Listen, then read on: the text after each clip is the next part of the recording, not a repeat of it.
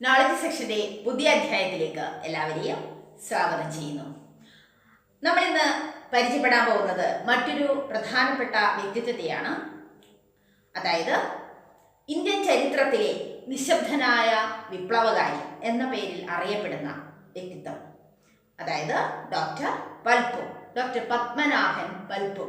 ആരായിരുന്നു അദ്ദേഹം നമുക്ക് വേണ്ടി ചെയ്തു വെച്ച കാര്യങ്ങൾ എന്തൊക്കെയാണ്? ഒരുപാട് കാര്യങ്ങൾ അദ്ദേഹം നമുക്ക് വേണ്ടിയിട്ട് അദ്ദേഹത്തിൻ്റെതായ സംഭാവനകളുണ്ട്. അപ്പോൾ തീർച്ചയായിട്ടും നമ്മളത് ഓർത്തെടുക്കേണ്ടത് തന്നെയാണ്. അപ്പോൾ നമുക്ക് കടന്നു ചെല്ലാം ഡോക്ടർ പൽപുവിൻ്റെ വിശേഷത്തിലേക്ക്. അതിന് മുന്നോടിയായി ഈ ചാനൽ ആദ്യമായി കാണുന്നവരുണ്ടെങ്കിൽ തീർച്ചയായിട്ടും സബ്സ്ക്രൈബ് ചെയ്യുക. അപ്പോൾ നമുക്ക് കടന്നു ചെല്ലാം. ഡോക്ടർ പൽപു ജനിക്കുന്നത് 1863 നവംബർ 2 അപ്പോൾ വർഷം പ്രാധാന്യത്തോടെ ഓർക്കുക. 1863 നവംബർ 2 പൽപു ജനിച്ചത്. ഇദ്ദേഹത്തിൻ്റെ ജന്മസ്ഥലം എന്ന് പറയുന്നത് തിരുവനന്തപുരം ജില്ലയിൽ പേട്ടയിലായിരുന്നു. അപ്പോൾ പേട്ടയിൽ ആണ് ഇദ്ദേഹം ജനിക്കുന്നത്. പേട്ടയിൽ നെടുങ്ങോട്ട് വീട്ടിലാണ് ഇദ്ദേഹത്തിൻ്റെ ജന്മഗൃഹം എന്ന് പറയുന്നത്. പേട്ടയിലെ നെടുങ്ങോട്ട് വീട് ആയിരുന്നു. അപ്പോൾ അതും നമ്മൾ ഓർത്ത് വെക്കുക. ഡോക്ടർ പൽപു ജനിക്കുന്നത് തിരുവനന്തപുരം ജില്ലയിൽ പേട്ട എന്ന് പറയുന്ന സ്ഥലത്ത് നെടുങ്ങോട്ട് വീട്ടിലാണ് ഇദ്ദേഹം ജനിക്കുന്നത്. ഇദ്ദേഹത്തിൻ്റെ അച്ഛനായിരുന്നു തച്ചക്കുടി പത്മനാഭൻ. ഓർക്കണം, തച്ചക്കുടി പത്മനാഭനായിരുന്നു അച്ഛൻ. അമ്മയുടെ നാമം മാതാ പെരുമാൾ എന്നായിരുന്നു. അപ്പോൾ മാതാ പെരുമാൾ ഈ ഒരു പേര് നമ്മൾ വളരെ പ്രാധാന്യത്തിൽ ഓർക്കേണ്ടതുണ്ട്. കാരണം 1904 നാരായണ ഗുരുദേവൻ സ്ഥാപിച്ച സ്ത്രീ സമാജം എന്ന് പറയുന്ന സംഘടനയുടെ പ്രസിഡന്റായി പ്രവർത്തിച്ച വ്യക്തിത്വമായിരുന്നു നമ്മുടെ പൽപുവിൻ്റെ അമ്മയായ ഈ മാതാ പെരുമാൾ. അപ്പോൾ സ്ത്രീ സമാജം എന്ന് പറയുന്ന സംഘടന കേരളത്തിലെ ആദ്യത്തെ സ്ത്രീകളുടെ സംഘടന ആയിരുന്നു എന്നും കൂടി നമുക്ക് ഓർത്തിരിക്കാം. അപ്പോൾ മാതാ പെരുമാളാണ് പത്മനാഭൻ പൽപുവിൻ്റെ അമ്മ. ഇനി ഇദ്ദേഹത്തിൻ്റെ ഭാര്യയുടെ നാമമായിരുന്നു PK ഭഗവതി അമ്മ. അപ്പോൾ PK ഭഗവതി അമ്മ ഇദ്ദേഹത്തിൻ്റെ ഭാര്യയായിരുന്നു. ഈ പത്മനാഭൻ പൽപു അല്ലെങ്കിൽ നമ്മൾ അറിയപ്പെടുന്ന പൽപുവിൻ്റെ യഥാർത്ഥ നാമം പറഞ്ഞു കഴിഞ്ഞു. പത്മനാഭൻ പൽപു എന്നായിരുന്നു. അപ്പോൾ അത് വളരെ പ്രാധാന്യത്തിൽ ഓർക്കണം. പൽപു എന്ന് നാം ഇന്ന് അറിയപ്പെടുന്ന, അല്ലെ, നമ്മൾ ഏറ്റവും കൂടുതൽ ആ രൂപത്തിലാണ് നമ്മൾ കേട്ടിട്ടുണ്ടാവുക. അപ്പോൾ അദ്ദേഹത്തിൻ്റെ യഥാർത്ഥ നാമം പത്മനാഭൻ പൽപു എന്നായിരുന്നു. ഇദ്ദേഹത്തിൻ്റെ ബാല്യകാല നാമം എന്താണെന്ന് ചോദിച്ചാൽ കുട്ടിയപ്പി എന്ന പേരിലാണ് ഇദ്ദേഹത്തിന്റെ ബാല്യകാലത്ത് അറിയപ്പെട്ടിരുന്നത്. ഇദ്ദേഹം ഒരു ഈഴവ സമുദായാംഗം ആയിരുന്നു. അപ്പോൾ ഇത്രയും കാര്യങ്ങൾ നമ്മൾ അടിസ്ഥാനപരമായിട്ട് പൽപുവിനെ കുറിച്ചിട്ട് നമ്മൾ പഠിക്കുമ്പോൾ അല്ലെങ്കിൽ അറിയാൻ ശ്രമിക്കുമ്പോൾ നമ്മൾ നമ്മുടെ ഓർമ്മയിൽ സൂക്ഷിക്കുക. പൽപുവിൻ്റെ മൂത്ത സഹോദരനായിരുന്നു വേലായുധൻ. ഈ പേര് നമ്മളിവിടെ ഓർക്കാൻ കാരണം ഇദ്ദേഹമാണ് ഈഴവ സമുദായത്തിലെ ആദ്യ ബിരുദധാരി, അതായത് ഡിഗ്രി നേടിയ, ഈഴവ സമുദായത്തിൽ നിന്നും ആദ്യമായിട്ട് ഡിഗ്രി കരസ്ഥമാക്കിയ വ്യക്തി ആരായിരുന്നു എന്ന് ചോദിച്ചാൽ ഡോക്ടർ പൽപുവിൻ്റെ മൂത്ത സഹോദരനായിരുന്ന വേലായുധനാണെന്ന് അറിയണം. അപ്പോൾ ആ ഒരു പേര് കൂടി നമ്മൾ ഓർത്ത് വയ്ക്കുക. ഡോക്ടർ പൽപുവിന് 5 മക്കളാണ് ഉണ്ടായിരുന്നത്. അതിൽ പിന്നീട് വളരെ പ്രശസ്തനായി തീർന്ന ഒരു വ്യക്തിയുണ്ട്. അദ്ദേഹത്തെ കൂടി നമുക്ക് അറിയണം. അദ്ദേഹമായിരുന്നു നടരാജഗുരു. അപ്പോൾ ഡോക്ടർ പൽപുവിൻ്റെ പുത്രനായിരുന്നു നടരാജഗുരു.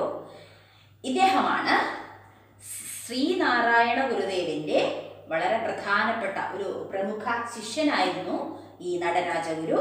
അതായത് ഗുരുപരമ്പരയിലെ രണ്ടാമനായി അറിയപ്പെടുന്നത് ആരായിരുന്നു? പൽപുവിൻ്റെ പുത്രനായ നടരാജഗുരുവായിരുന്നു. അതായത് ശ്രീനാരായണ ഗുരുദേവൻ തൻ്റെ പിന്തുടർച്ചയായിട്ട് തൻ്റെ പിൻഗാമിയായിട്ട് നിർദ്ദേശിച്ചിരുന്നത് അല്ലെങ്കിൽ പ്രഖ്യാപിച്ചത് ബോധാനന്ദ സ്വാമികളെ ആയിരുന്നു.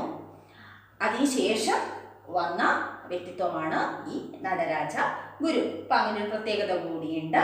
അപ്പോൾ നടരാജ ഗുരു പിന്നീട് വളരെ പ്രശസ്തനായ ഒരു വ്യക്തിയായിരുന്നു എന്ന് മാത്രം നമുക്കിവിടെ ഓർക്കാം.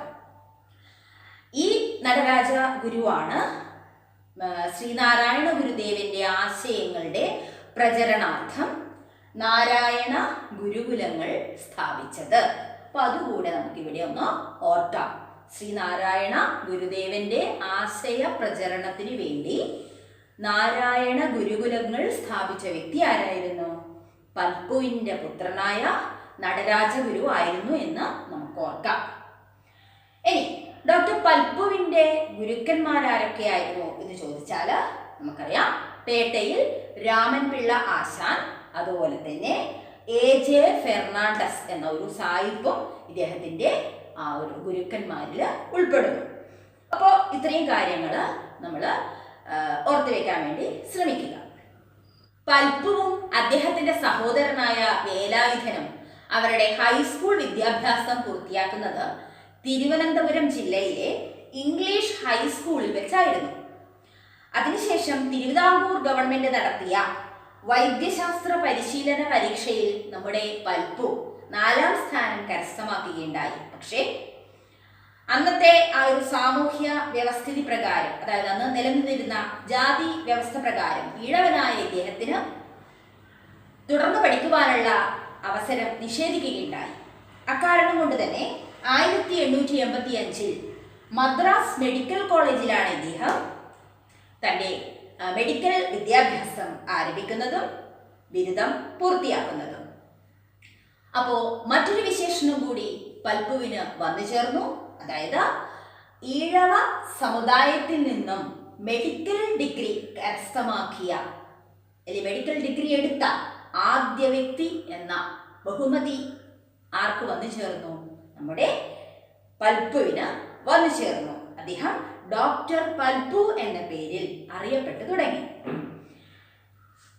ഇദ്ദേഹത്തിന് മൈസൂർ സർക്കാരാണ് ഇതിനുശേഷം ബിരുദം കരസ്ഥമാക്കിയതിനു ശേഷം ഇദ്ദേഹത്തെ മൈസൂർ സർക്കാർ ഉപരിപഠനത്തിന് വേണ്ടി വിദേശത്തേക്ക് അയക്കുകയുണ്ടായി. കാരണം 1896 ബാംഗ്ലൂർ നഗരത്തിൽ പടർന്നു പിടിച്ച പ്ലേഗ്.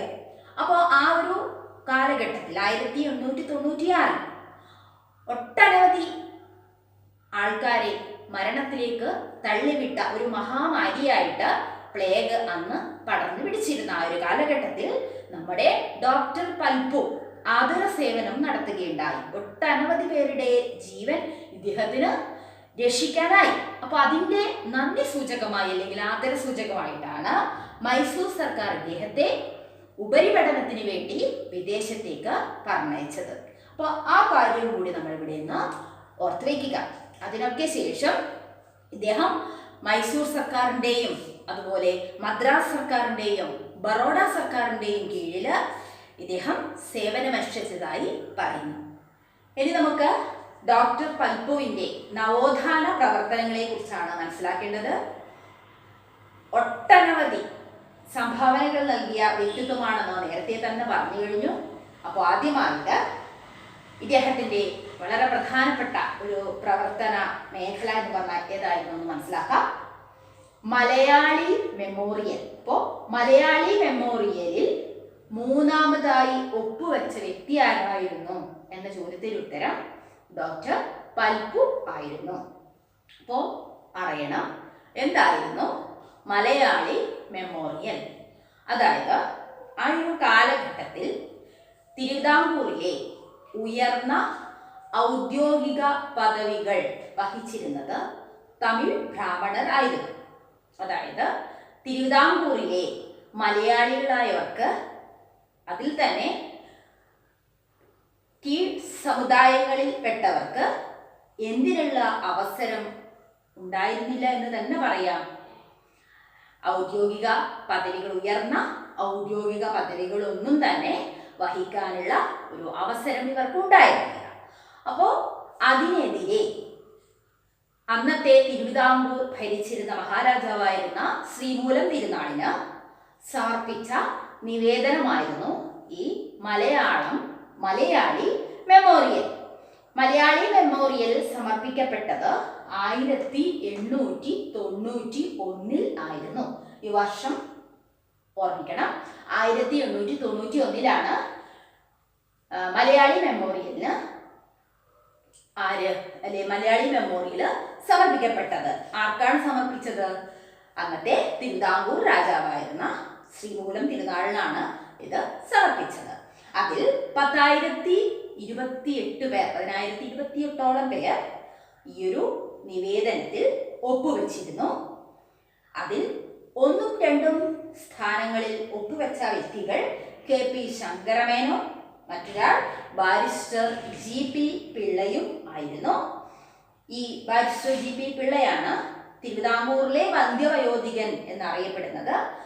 അപ്പോൾ ഇതിനുശേഷം മൂന്നാമതായി ഒപ്പുവെച്ചത് ആരായിരുന്നു? നമ്മുടെ ഡോക്ടർ പൽപ്പുവായിരുന്നു എന്ന് അറിയുക. അപ്പൊ എന്താണ് മലയാളി മെമ്മോറിയൽ എന്നറിയണം. മലയാളി മെമ്മോറിയൽ തിരുവിതാംകൂർ മഹാരാജാവിന് സമർപ്പിച്ച വർഷം 1891. അതുപോലെ തന്നെ മലയാളി മെമ്മോറിയൽ മൂന്നാമതായിട്ട് ഒപ്പുവെച്ച വ്യക്തി ആരായിരുന്നു? നമ്മുടെ ഡോക്ടർ പൽപ്പു ആയിരുന്നു എന്നും നമ്മൾ അറിയണം. ഇനി ഈ ഒരു മലയാളി മെമ്മോറിയലില് അതിന്റെ മെമ്മോറാണ്ടം തയ്യാറാക്കിയത് പ്രമുഖ നോവലിസ്റ്റായ CV രാമൻ പിള്ളയാണെന്നും കൂടി ഓർത്തുവെക്കുക. ഈ മലയാളി മെമ്മോറിയലിനെ ഏത് പേരിലും കൂടി അറിയപ്പെടുന്നു? ട്രാവൻകൂർ മെമ്മോറിയൽ എന്നുകൂടി അപരനാമത്തിൽ അറിയപ്പെടുന്നത് എന്ത് തന്നെയാണെന്ന് ഓർക്കുക. മലയാളി മെമ്മോറിയൽ ആണ് ട്രാവൻകൂർ മെമ്മോറിയൽ എന്നുകൂടി അറിയപ്പെടുന്നത്.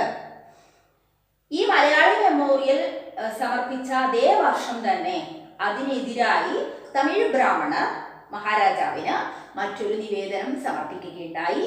അതാണ് എതിർ മെമ്മോറിയൽ അല്ലെങ്കിൽ ബദൽ മെമ്മോറിയൽ അല്ലെങ്കിൽ കൗണ്ടർ മെമ്മോറിയൽ തുടങ്ങിയ പേരുകളിലൊക്കെ അറിയപ്പെടുന്നത് അതാണെന്ന് മനസ്സിലാക്കാം. അപ്പോൾ ഈ മലയാളി മെമ്മോറിയലിന് എതിരായിട്ട് മഹാരാജാവിന് സമർപ്പിച്ച തമിഴ് ബ്രാഹ്മണർ സമർപ്പിച്ച മെമ്മോറിയലാണ് എന്ത്? എതിർ മെമ്മോറിയൽ എന്ന പേരിൽ അറിയപ്പെട്ടത്. അപ്പോൾ വളരെ പ്രാധാന്യമുണ്ട്. എന്തായിരുന്നു മലയാളി മെമ്മോറിയൽ? അതിന്റെ ഉദ്ദേശം എന്തായിരുന്നു? ആ ഒരു നിവേദനം എന്തിനു വേണ്ടിയാണ് സമർപ്പിച്ചത്? ആർക്ക് സമർപ്പിച്ചു? അതിൽ എത്ര ആൾക്കാർ ഒപ്പുവയ്ക്കുകയുണ്ടായി?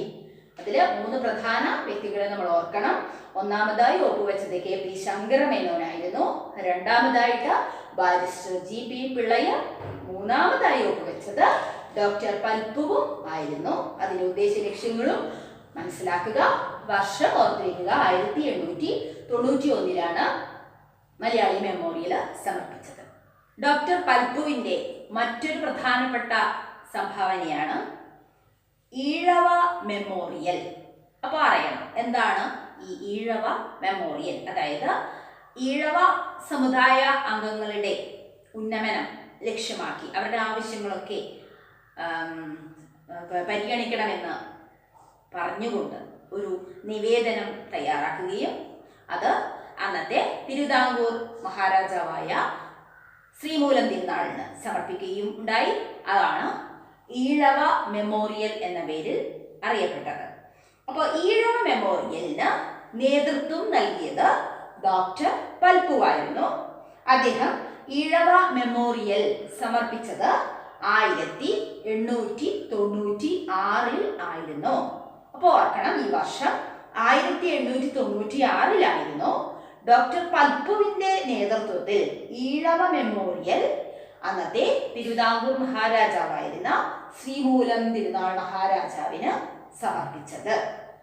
ഈ ഒരു ഈഴവ മെമ്മോറിയലിൽ 13,176 പേരാണ് ഒപ്പുവെച്ചത്.